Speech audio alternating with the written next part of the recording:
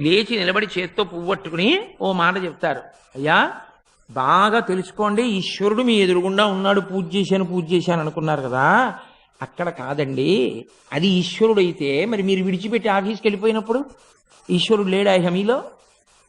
కాదురా, అది ఈశ్వరుడు, ఇది నువ్వు కాదు. ఎక్కడుందో తెలుసా?